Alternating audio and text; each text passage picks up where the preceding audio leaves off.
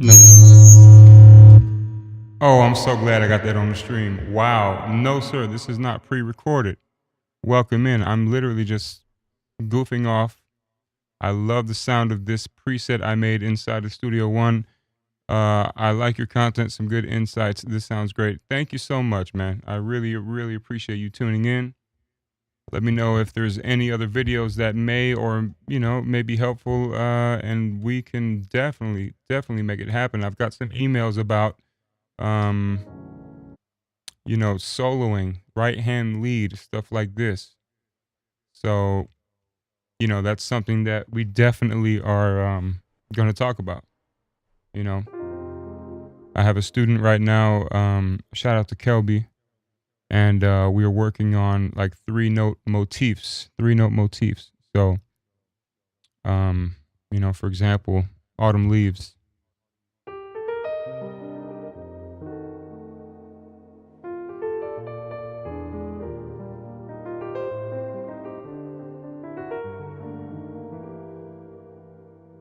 What key was that in mostly? So that was polka dots and moonbeams in the key of G, but the bridge goes to B.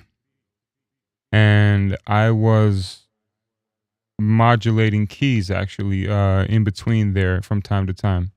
I don't know, like maybe let me know if you know the song or not, but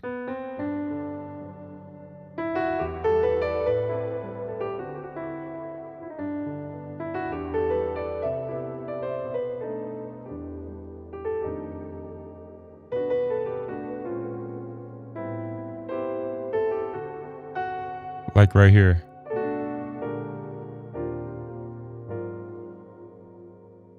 That's just a turnaround that goes essentially to, a major third down from G, which is E flat. Here's the 5 of E flat, here's the 1 of E flat, and then the 4 of E flat. But I'm thinking of this as just a tritone substitution for the 5 of G.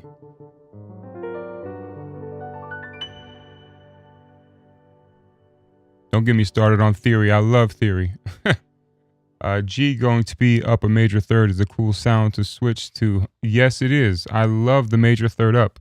I love the major third up.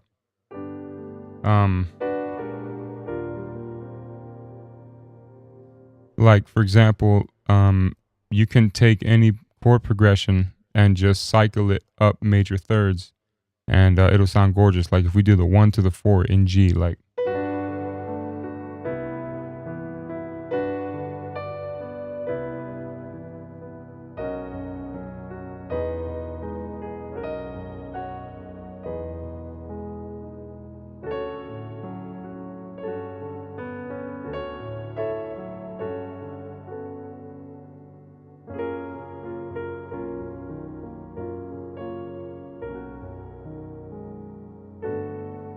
Something happened there. I forget. Maybe I went to a minor third, but that being said, I mean, a minor third is good too. You can just create a new song just like that by playing the same stuff that you know how to play, or that you normally play. Just switch the keys and interchange the keys. Like even that 1/4. I just love working with simple ideas to just see how much mileage you can get out of it. Like the 1 to the 4. What's a minor third up from G? B flat.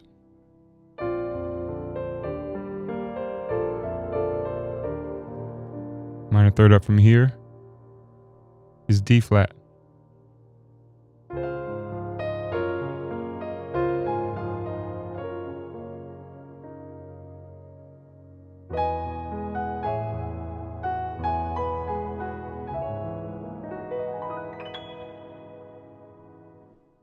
I love minor thirds as well. So you can interchange both of those.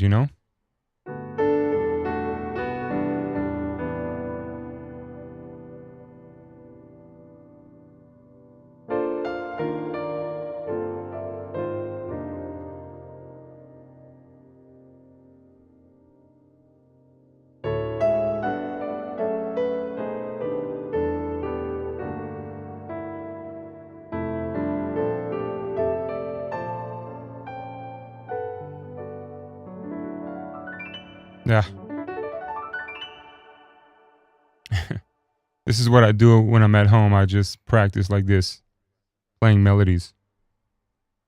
I'm not advanced, but love alternating between two key centers like that. Not just transposing things, but just playing around. Yes, absolutely. That's what I'm saying. Take any melody and just move it around different keys. Or see what it sounds like mixing both keys together. What would that be? Like G and what should we mix with G? Like, let me see. B flat would, I mean, there's good candidates and there's not so great candidates, but like something like B flat, a minor third up, if you play them both at the same time, might not work as well as something like the 5, which is D. So if we play G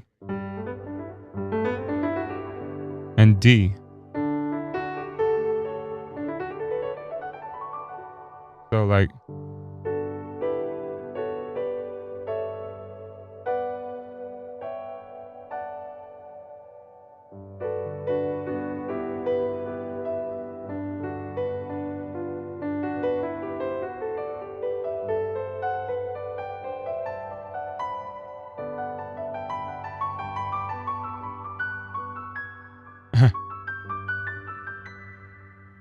that was kind of G and D together, Some people call it modal mixture, but I look at things as going between different key centers. Yes, me and you both, man. I like to simplify things as much as possible. I mean, I hate talking about theory because, the music came first, then the understanding. However, I can't really say that because I did the work of learning a lot of theory. So, maybe I'm a hypocrite in that regard. But that being said, yeah, theory is awesome. Everybody should learn at least basic theory. I don't really care about modes, but if you just know major scale, minor scale, what an augmented chord is, diminished chord, the basic building blocks. Music is like Legos. You can just stack things together however you see fit. Right? So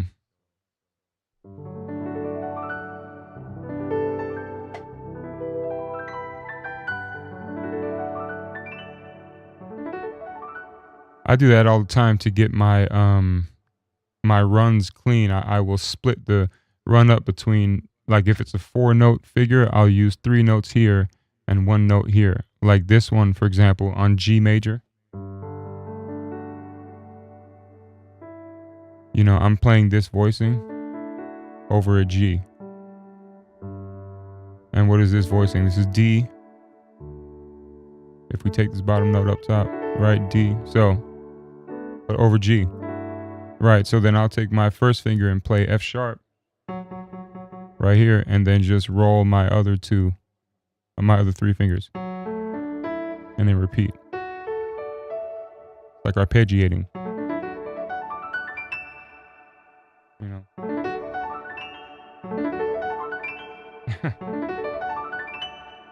Still warming up.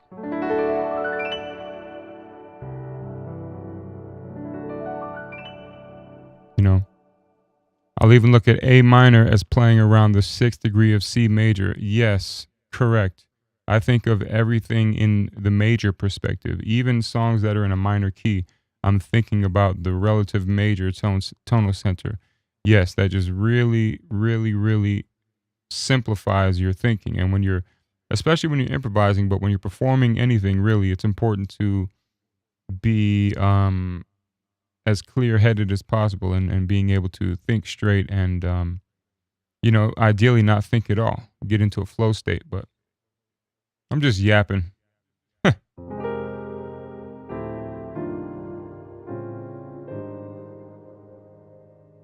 Once I discovered reharm, I realized how there's only one key exactly, and that really changed the game for me permanently. Yes, 100%. 100%. That is why I created this ebook, Rapid Reharm Rules. It's got all of it laid out for you. If you want a C chord, you got 20 different options for C major there, and my preferred voicings for that. So, shameless little plug there. Absolutely shameless plug for the Rapid Reharm Rules. That's how we, sponsor this small and growing community. small and mighty community.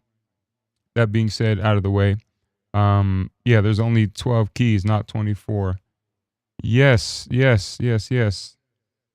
And yeah, once you learn the major scale through and through, you're unstoppable.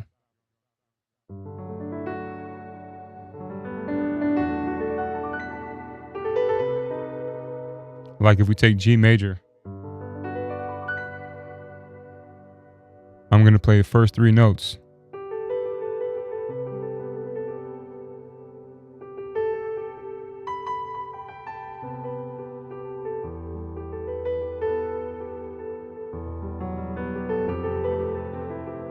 What's that? That's F.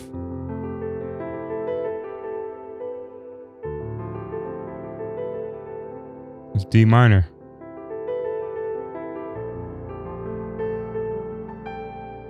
Same three notes, but I'm omitting the B on this B flat.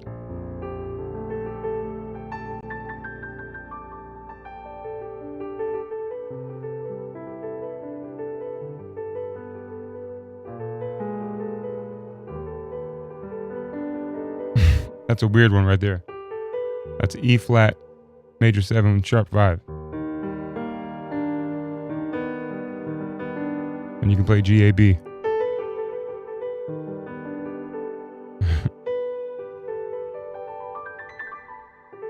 You can play this G triad with a second over that chord.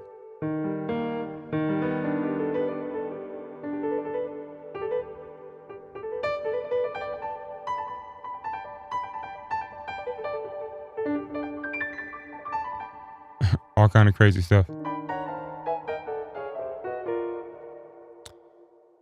It's all about exploring contrasts, just like any art. Mind blowing, honestly. I'm telling you, contrast to me is everything. I also am addicted to photography, especially film photography. This is a roll of Cinestill 800T. If you know, you know. But that being said, with film, you only get 36 exposures. It's kind of like analog music making. You know, you only had 8 tracks. You got to be intentional and make the most of what you can do. But that being said, you choose a certain film stock for certain color contrast and stuff like this. And that's how I love to approach music. Is just like you're saying, like whether it's food, making a great meal, or making a great photograph, a video, whatever it might be. Yeah, you have plenty different kind of contrasts. You have thematic contrasts, not like Mike Tyson thematic, but thematic, like the theme. There are two opposing themes in the photograph. Like maybe there's a homeless person walking the streets of a very rich neighborhood or something. That's contrast in the theme of the photo, right? So same thing with music and piano, especially. It's look for contrast. Look for something low meets something high. Or maybe two keys equally distant. Like there's symmetry there, but there's also contrast, right? Where there's symmetry, there's contrast as well. Two sides of the same coin. So anyway,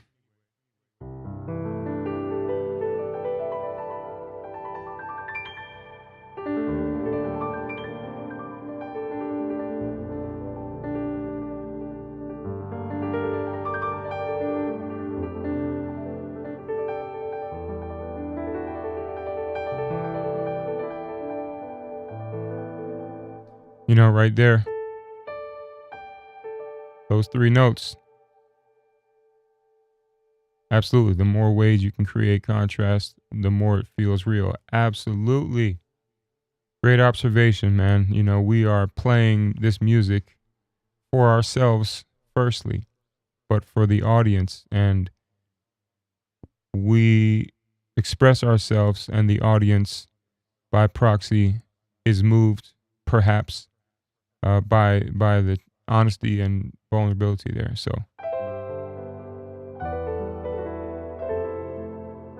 I'm a fan of honest art, you know what I mean?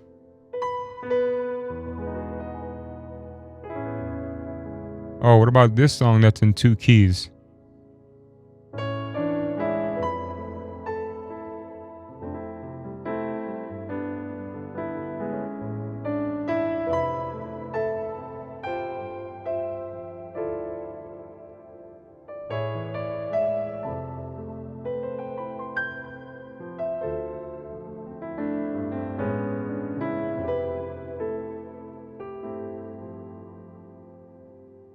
That comes from Michael Jackson.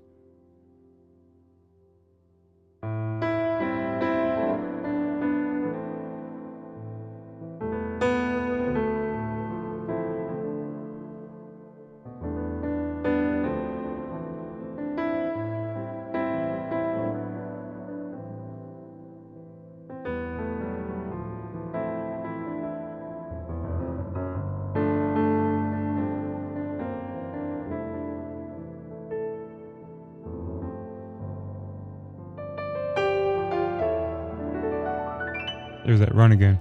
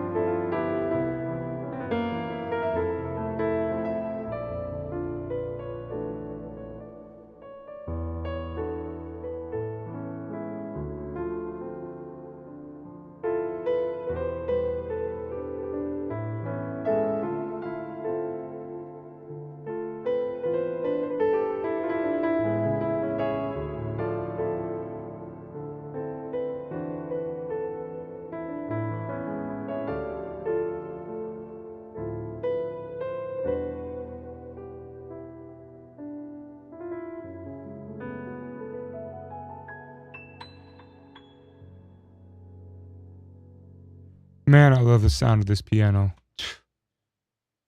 Oof. Yo, Ravenscroft is still beasting. I don't care what nobody says, dude. All right. Let me see if I can show you this preset, or rather how I'm getting this sound. I really, really love this sound. And this, sort of goes into sound design, about the different ways to process any sound, really, but the piano especially, because, the piano is a main instrument in, the majority, I would dare say, of songs, if you had to take an average. So that being said, yeah, it's really important to see what you can do with a piano, and get your own flavor going on. This is the flavor that I love. I am trying to, show you this. And yeah, I think I can. Bear with me. Here we go. In the chat, let me know if you can hear this. Rather, if you can see this. And yeah. So this is obviously the Ravenscroft. What's going on here?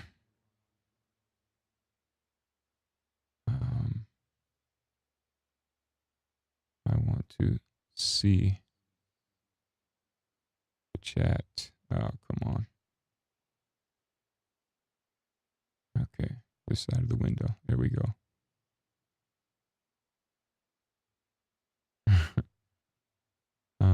But yeah, so anyway, this is, the Ravenscroft, and this velocity thing is very important to get right. You know what I mean? It's very important to get right when you're playing, because that's the only way you're really going to be able to, emote with your melodies and things.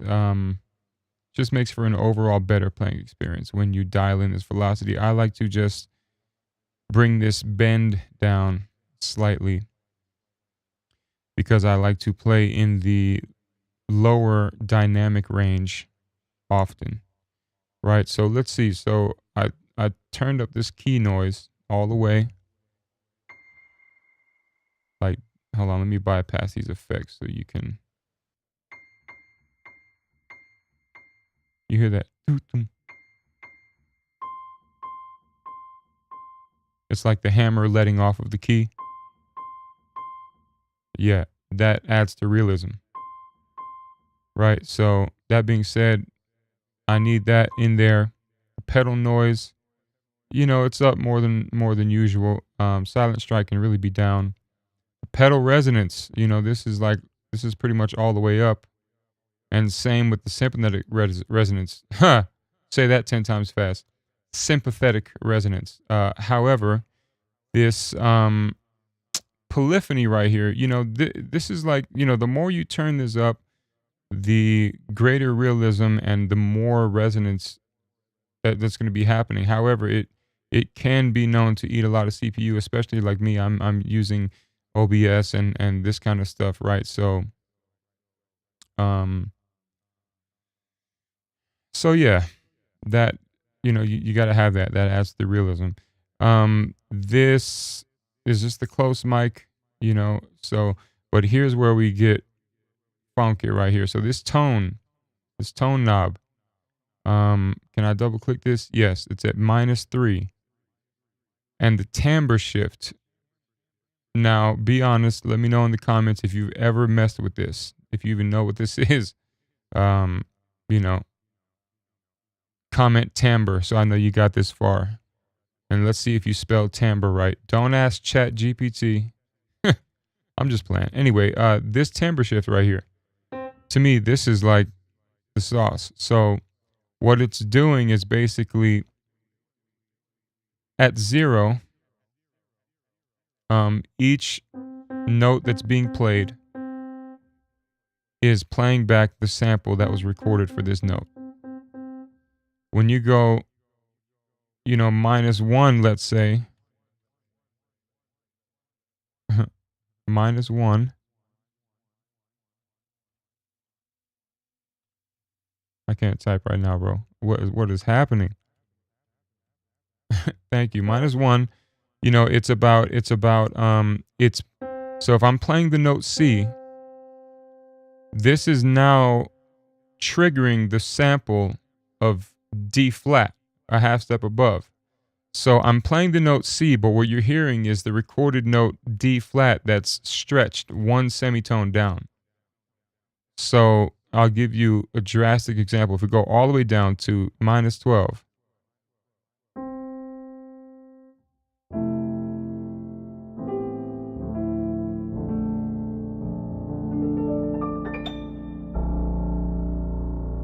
I mean, listen to that. If you have headphones on, listen to that low B flat. So this is how you get like a lo-fi starter right here. This timbre shift. I'm gonna go extreme and show you this, but and the reason why I have the tone down is because you know the Ravenscroft is a bright piano, relatively speaking, on its own. So I like to tame that down a little bit, um, especially knowing that I'm gonna be removing top end with my processing anyway, right? So what I have on the insert here is and I use all UAD stuff. So if you don't have UAD stuff, you can still get this result with similar plugins, Um, but yeah, let's see here. Okay, I got a bit behind, but thanks for the MJ song and keys example. Great playing, honest art, honorable. Man, I really, really appreciate it, brother. Thank you so much. And I'm really curious how online keyboard lessons work. I've never done one. I'm glad you asked. I teach via Zoom. Everything is done via Zoom, and what you see on the screen is kind of how no what it really will be is this. It just looks like this, right? But it has the key, it just has the keyboard on the bottom so you can see exactly what I'm doing. And I invite you on Zoom, and then we make it happen like that. You can hear everything how you hear it right now. And all of the lessons are recorded, and you get a copy of said lesson along with notes and homework to come back the following week. I have students that meet with me twice a month, students that meet with me once a month. So it just all depends, how hungry you are to get better, how much work you're realistically able to put in, because it's one thing to get the knowledge, but it's another thing to take the time and put the shovel in the ground and actually practice, you know. I wish there was a shortcut I can give you, but sorry, man. You just gotta.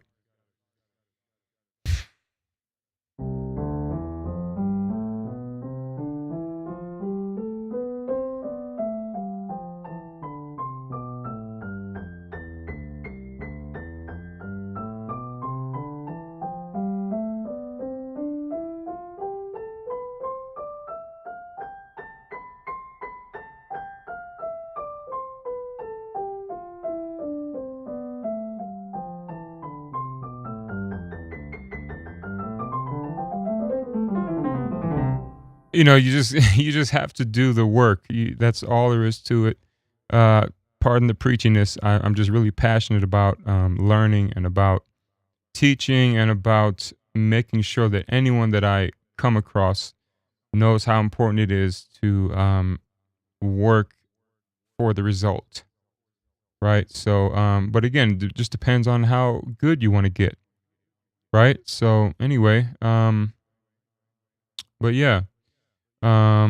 So that's kind of how lessons work, and you have direct access to me over text, and, you know, mentorship is sort of, if that's something that one of my students asked me sort of a life question the other day, and what do I know? All I can do is share my experiences, but I have many, many, many, many, many from doing this for 20 plus years professionally, touring the world. There's a lot to learn about yourself and about music and about how you play art, how you make art, So anyway, that being said, if that's something that interests you, click the link in the description and you will see a link to study with me, as well as the rapid rehab reference. It will be going on sale September 1st, sort of end of summer sale, September 1st. It's going on sale. It's $37 right now, cheaper than dinner for two, dinner for one, depending on where you live.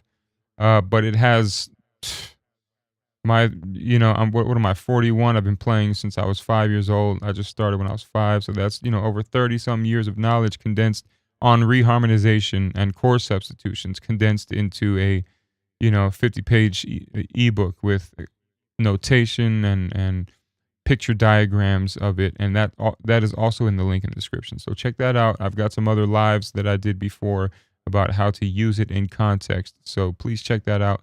Let me know if that's something that interests you, and if you have used it, please report back as far as your progress and how you are doing with that, and let me know how I can be of further help. I'm going to be making more videos. I've just been on tour and in LA doing sessions, but I did take my camera and vlogged a little bit. So, I'll be posting some of that, but please bear with me. This YouTube thing, it started out as a hobby. And I am a professional musician. I'm really busy these days here in Las Vegas. I'm playing Bruno Mars Club tonight at the Bellagio, rather tomorrow night, Saturday night. So, anyway, that being said, this YouTube thing is kind of, until I move, it's kind of a pain to get everything set up, especially like how I want to do it with these, the dual camera kind of Mr. Roger, like reminiscent of something, but anyway, tap in, let me know what kind of videos you'd like to see, what topics you've discussed. I'm thinking about a series called Sunday Stories where I talk about, certain stories when I first moved to LA, how Prince came and sat in and he was like right next to me. I didn't know you weren't supposed to look him in the eyes and all that. So, Stevie Wonder coming in and me playing Overjoyed with him. That's kind of why I included in the set. It just came to me. I thought about that moment. But anyway, that's all on YouTube. But nonetheless, there's a lot of stories and wisdom to be gained, and I'm still learning about, all of these things. However, if you're interested at all about music or making it a career, or just like to hear, crazy stories about what it's like to be a professional musician, then stay tuned. Let me know if Sunday Stories is something that you're down with, and what's your Sundays like. Also, what's a good time to go live? It's Friday. This is my day off, so I'm normally playing pool at this time, and I'm going to go play pool as soon as I leave here. There's a tournament. There's a doubles tournament, Scotch doubles 9-ball tournament at Griff's in Las Vegas tonight, so I'm waiting to hear back from my partner here. But that being said, tap in. Let me know where you're from, what you want to hear, and let me know what you think about this Ravenscroft. Getting back to that, let's look at the rest of this signal chain. Okay, so 1176 right here. The input's kind of down. Don't like to drive the input. You see the attack settings. Let me know if you use Studio One. If you would like this as a template, you can plug and play your own, piano in here and get the same kind of sound, right? So, of course, if you have these plugins. So this is UAD 1176 Rev A, the blue one, which is my favorite. Okay, this is a new plugin that just dropped by Teletone Audio. Boy, do I love their stuff. Teletone Audio. Shout out to you guys, man. Wow. I love their I have Tempo. I use Tempo all the time. Leger. I love the synth patches in there. But this reverb right here is Silver Spring. I am using Silver Spring, yes, a spring reverb on a piano. Right? So what I like to do is I like to stack effects. And there's a way that you can carve out space for all the effects, right? So you can stack them and they all play nice together and you use them for different things. So for example, here I have the Silver Spring by Teletone Audio. Now next to it, I have the UAD Lexicon 224. I blew my homeboy's mind, my pool buddy, Bryce. I blew his mind the other day. He didn't know about, you can open this. So you open this and there's this pitch shift right here, which is everything. And I'll show you in just a minute what that sounds like. But okay, yeah, put your headphones in. That timbre knob is super dope. Right? Man, sometimes people ask me how I do something and I'm like, you got to repeat it 10,000 times. Yes, 100%. The only way to get really good, I'm not talking about average. Anybody can be average in a short amount of time. I'm talking about to get really good at something. You just, the gold goes to the person that's willing to do the most reps, right? That's why Will Smith is so successful, because Not only, yes, he's really talented naturally, and he's worked to develop it. He's the king. Shout out to Will Smith, man. You know, crazy, crazy. But that being said, his work ethic. He talks about his work ethic. About I'm willing to difference between me and you. I'm willing to die on the treadmill. I am not. I've gained a few pounds here, but I need to be like that. I aspire to be like that. But yeah, he's willing to die on the treadmill, and that just goes to show like the work ethic is everything. Anyway, that's my rant on putting in the work. So yeah, you got your earbuds in. I have a sub on my floor. If you have a sub, turn your sub on. Because with this timbre shift, right? So all right, so stereo width is at 100. Okay, this is important here too. So I'm talking about stacking effects, right? So this reverb right here. I have the close piano room enabled. Right, so let me disable this so you can hear the difference.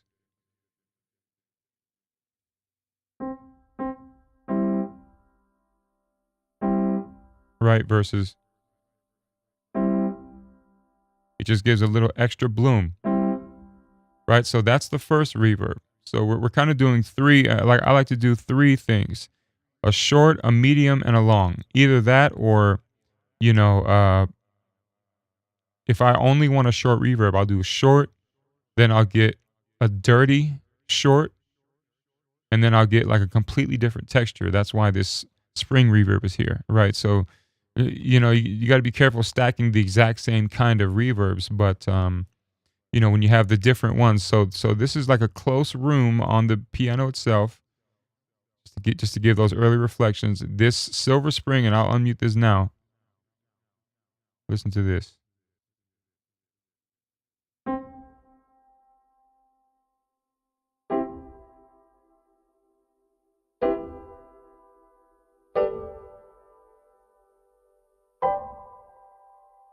Right, and you see I've got the drive knob all the way up. This is what I'm talking about a dirty.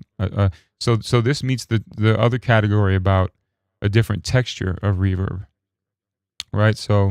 Um, so this wide chorus preset on Silver Spring, of course, you have the mix all the way up because you're using it as a send effect. Now, if you were to put it on the actual track itself, yeah, on an insert, then that's when you dial in the reverb that way on this mix knob. However, yeah, when you use it as a send effect, you want to make sure the mix is all the way up because now how the sends work. You're sending how much piano you want into the reverb. That confused me a bunch when I was first trying to learn how to produce and stuff like that. It confused me a bunch. So your whatever track, let's say you want the reverb on there, so you want to send in Studio One. You click this plus under the sends and you go to add effects channel, and it'll give you this, and then you just put your reverb on there, right? But since I already have that, it's effects one, right? Which is what it says right here. And matter of fact, let me spring and hall, right? There we go, spring hall, and they update, right? So that's kind of what I mean. So that's how you get that washy thing. So now when you play chords into it,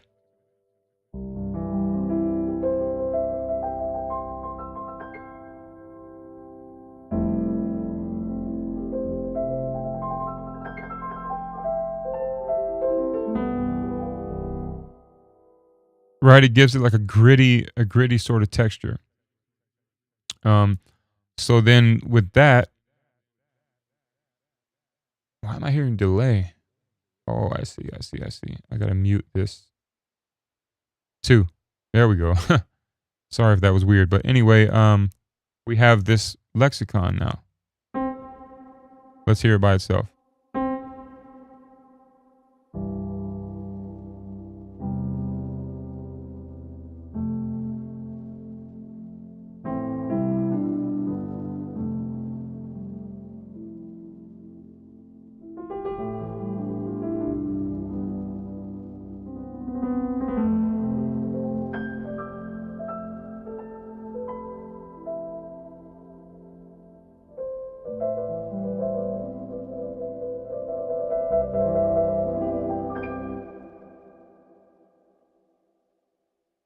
Right, you hear that? So that's 3.8 seconds. Well, this reverb time right here, what is this? 5 seconds. Okay, but this pitch shift, now, where was it at? 3? Yeah, okay, so listen to it without the pitch shift.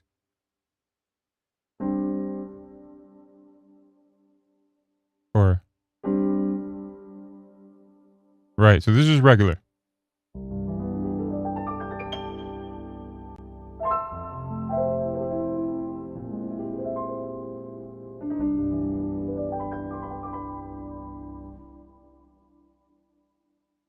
Okay, now watch the pitch shift. I'll make it extreme.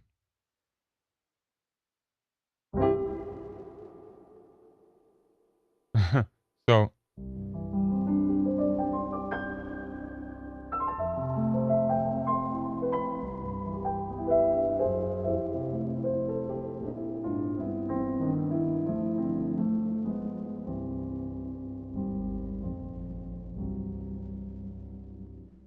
right, so but that's extreme, but which is great for sound design. Like imagine pulling up a pad sound and, mixing that in there. I mean, just outrageous. But yeah, this number 3 seems to be the sweet spot for me.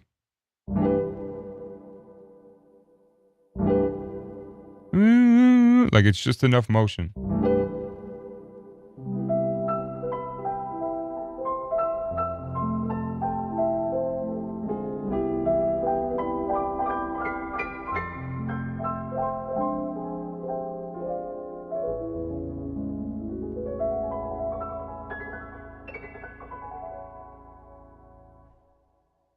So just gorgeous stuff. Just really, really gorgeous stuff. Right. So yeah, muscle memory is highly slept on, for sure. Okay, so the last piece of the puzzle. So those are the okay. That was lexicon by itself. Now let's hear the spring together with these two.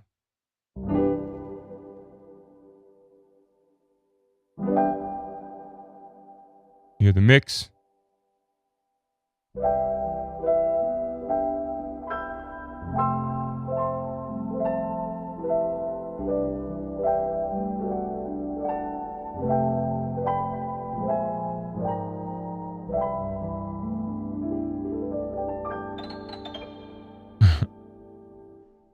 Right. Okay. So I know you're hearing that scratching sound. Where is that coming from?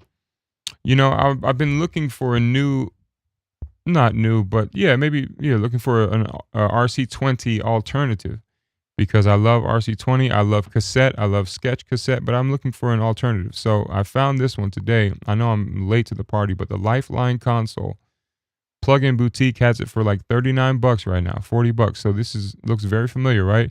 What I love about this is you see this hand right here. You can reorder the effects, right? Which is clutch, and that changes the sound so much.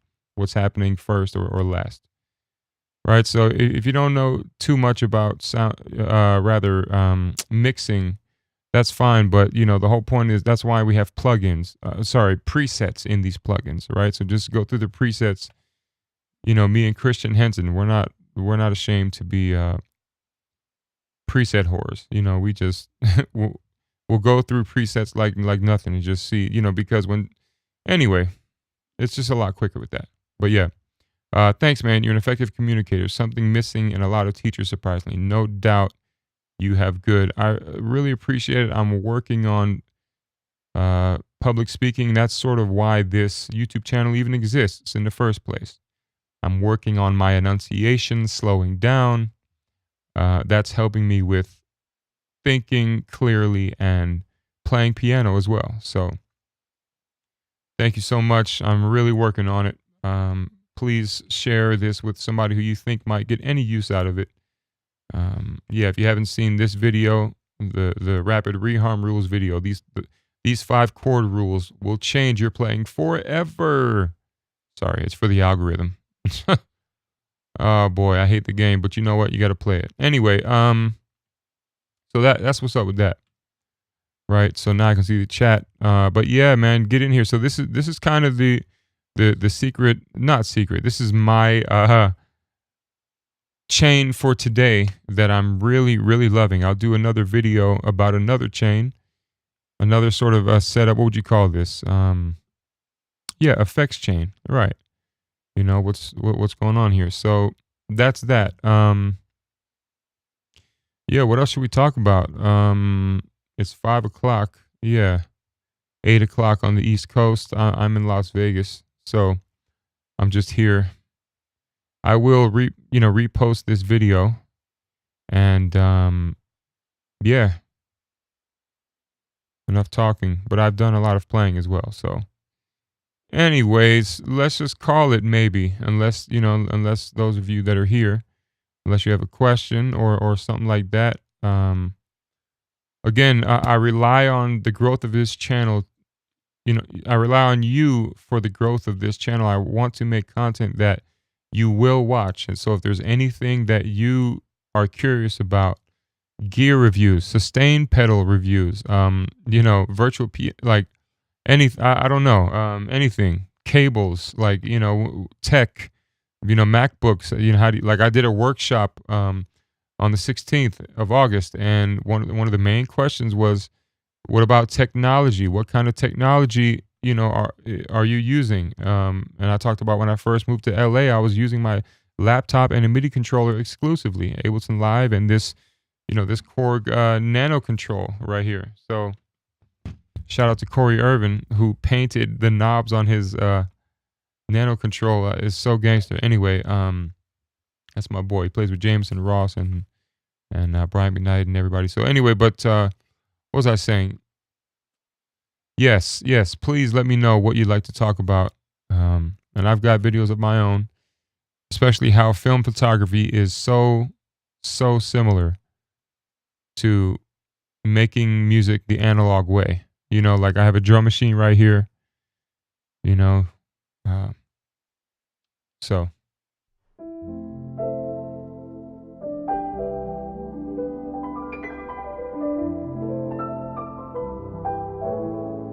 Oh, let me.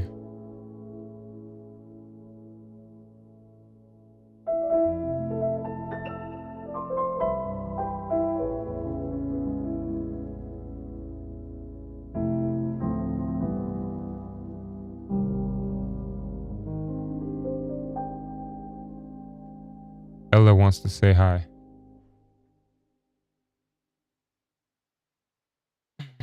This is Ella Fitzgerald, Cadenhead, of course. Want to say hi, Ella? Want to say something? All right. What, you too, Roxy? Oh boy, they all want to say hi. Hold on. This is Teddy. Teddy has separation anxiety. You all right, buddy? How'd y'all get through the gate anyway? You okay? Hey, chill, man. Oh boy. All right. Roxy needs a haircut bad, but this is Roxy right here. Hi, baby. You all right? Good girl. You okay? Want to say something? Yeah. All right, y'all. I'm out of here, man. The dogs want to go outside. So, yeah, hit me up. Send me an email if you'd like to study with me. I don't care if it's with me or whoever you want, but please get with somebody. Mentorship is the fastest way to grow, right? There's no doubt about it. So anyway, peace and love. Talk to you soon.